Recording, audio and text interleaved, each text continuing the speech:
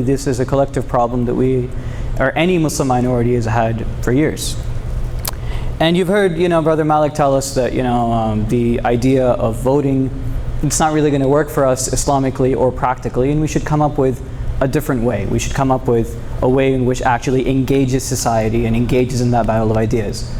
And really, it's important to mention that alternative because, when you're talking about something as serious as what we're talking about, just telling people not to vote, that's not nearly enough, right? So let's just get down to the brass tacks of what we're going to do here. I'm going to be reading off my notes, but there's a few ideas here. Oh, there we go. Just hit page down. Oh, okay.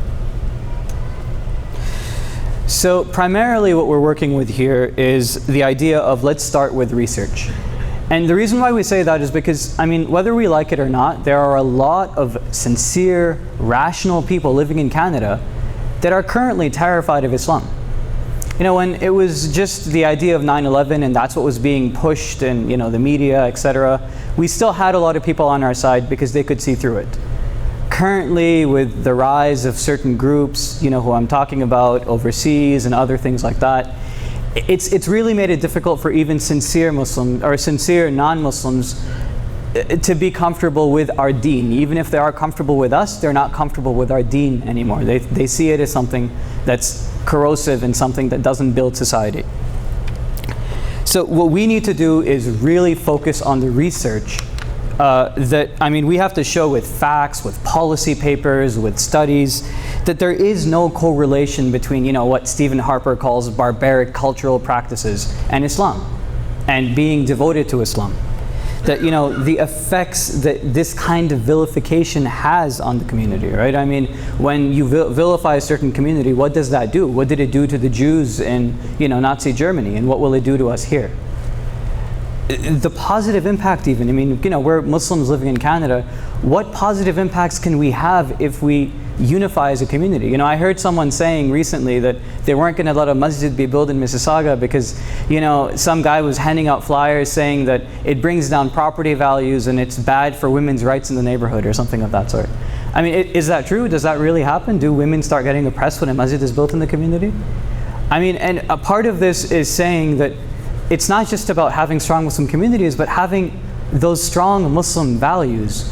We want to say that this idea of, the high political ideals we have in Islam that Malik was mentioning, of community, of cooperation, of concern, these aren't corrosive ideas. And us, having centers that, propagate these ideas, it's not going to corrode Canadian society. That's impossible. And we really want to talk about the effect of this kind of politics of distraction, right? As many people, as both, so Brother Osama and Brother Malik have said, politics is about taking care of the needs of people. When that's not happening and all we're being focused on is the Muslims and niqab and, all these kind of things, what does it do to Canadian society as a whole when their people are still dying of cancer, of suicide, look at the effect that Canadian policies are having in, say, the Canadian North, where Indigenous people are of the most likely people in the world, not just in Canada, in the world, to commit suicide, right? It's horrifying. And finally, we want to talk about the effect of surveillance culture. So Bill C-51, and really it's not just Bill C-51, surveillance culture goes a lot deeper than that.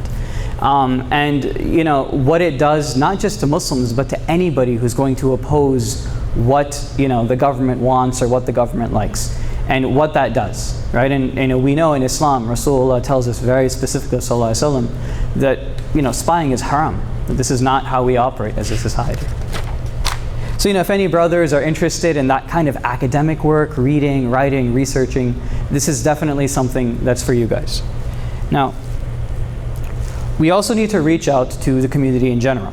So we need to reach out, with doing workshops, seminars. Malik was mentioning dawah workshops, just to train people in what they can do in certain situations, in terms of writing, in terms of maybe video editing, things of that nature. I'll give you a personal story. I was doing dawah once in McMaster. Had a great conversation with this guy. We were talking for half an hour. At the end of the conversation, straight up asks me, just tell me this. In your religion, if a man and another man love each other, can they get married? I didn't want to answer the question, especially because I thought it was a personal issue for him, so I didn't want to offend him personally or anything like that. And he straight up said, no, answer the question, yes or no. And I said, no, of course. And he walked away. And I felt so frustrated. I was like, there must be a better way to deal with this. There must be a better way to support someone who's trying to be sincere, but just has those biases and those few stumbling blocks. And alhamdulillah, we met after, and it was cool, and it wasn't like that. But that frustration was still there, and there could have been a better way that would have gone down. So that's what this training and this support is really there for. Now, we also need to reach out to the community in promoting unity. Right? I mean, we can't afford these petty differences that we see coming up time and time again in the Muslim community. We have way too much work to do. I mean, Malik just told us that the labor movement in the early 1800s, they had anarchists and socialists and all these guys who didn't agree on a lot of things, but they understood what they wanted and they worked hard for it together, and that's how they got it. If we keep fighting each other, how is it possible for us to achieve anything? So we need to get the leaders in the community, we need to get the youth, we need to get the different masajid to come together on a common front and really start talking to each other in that way. And we also need to galvanize the youth. I mean, really, this isn't about just telling young people what's halal and what's haram, what's right and what's wrong. That's not what this is about. This is about letting young people know why they're Muslim, letting them identify with the values of their deen, and on the basis of that, letting them go out into society and actually represent this deen. And a lot of this has to do with, questioning, as Malik mentioned, the right to parent. I mean, that belongs in the household, not in a sexual education classroom somewhere, in a public school. And if we're going to talk about schooling, it's not even just about that. I mean, the entire system of schooling here is built on making people producers and workers and parts of this machine, and breaks down their ability at leadership and thinking. We want to raise thinkers and leaders, and so we need to talk about alternative forms or supplementary forms of education. And inshallah, in fact, our next event is going to be on this topic. So these are very essential things for us to talk about. Now, we also need to reach out to the other leaders that aren't Muslim. We need to reach out to people who call themselves feminists, women's rights advocates, and we need to tell them that we also completely disagree with the objectification of women, with how the double standards that exist when it comes to women's beauty, how industries like fashion, makeup, pornography, how they can essentially create standards for women that aren't created for men. Most Canadians can't name a female, academic, scholar, scientist. They can name a male scientist, but they can't name a female scientist. That's a double standard. Men aren't judged for their beauty in that way. Alhamdulillah for that, right? And inform the poverty activists that are in this community. I mean, that Islam is also talking about, how we can, distribute wealth, and in fact has a better way of talking about this than either of the man-made systems of communism or capitalism, right? Where we have something that's not man-made, that's from Allah, and that we need to talk about how poverty is affecting youth, how it's affecting youth in jail, just youth in general, how it's affecting people of color, women, indigenous people. These are all our issues that we need to talk about and work with the broader community on. And of course, we want all communities to know that this politics of distraction, it's not helping any of us. Really, all of our problems aren't going to be fixed if we keep focusing on very specific identity-related issues. Now, finally, we do need to get our word out in a creative manner as well. Now, what do I mean by that? I mean, I've worked in media. I actually kind of still do work in media, so I see the effects of being able to tell your story and tell your values in a good way. So I'll give you an example. When I worked in radio, our programming director, he used to tell me, he has to have conversations after, really cool guy, and he would tell me that he goes on Facebook using arguments he hears from our radio show to defend Islam, and defends Islam on Facebook against people who, want to say Islam is this and this, and we're all practicing taqiyya or whatever. He would actually go explain those concepts because we brought them up in our radio show, right? And alhamdulillah, may Allah reward all the people who worked on that. It was really an incredible effort. Now, another thing we were talking about, something Malik was kind of hashing out. I mean, what if we had like billboard campaigns and things like that? Say, imagine you have a billboard campaign where you see something on the bus or whatever, where you're trying to address the issue of divisive politics and what it does. And so you show like a Muslim and a non-Muslim, kind of obviously defined, and they're looking at each other, and they're both afraid. And you can see the Muslim is thinking, this non-Muslim is going to put me in a concentration camp. And the non-Muslim's thinking, this Muslim's going to cut my head off, right?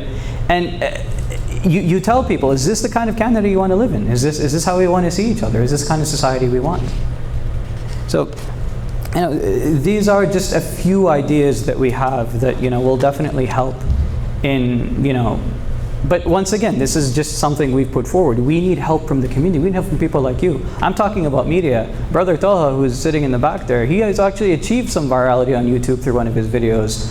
There's people in this community who have creativity, and, really it's just, we need to do this together.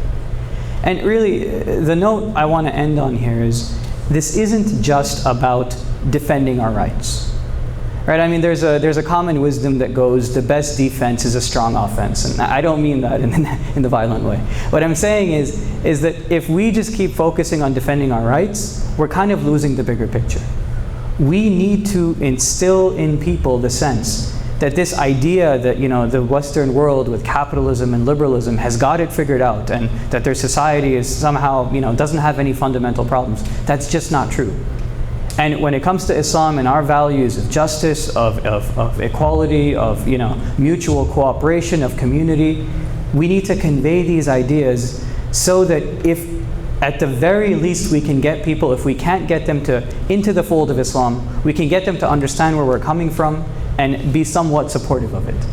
And really this goal, it's even more vital than our defense, than our own protection, because this is us completing our duty to Allah and His Messenger sallallahu alaihi wasallam and conveying that message. So with that, I'm going to leave it for any questions, suggestions, anything you guys have.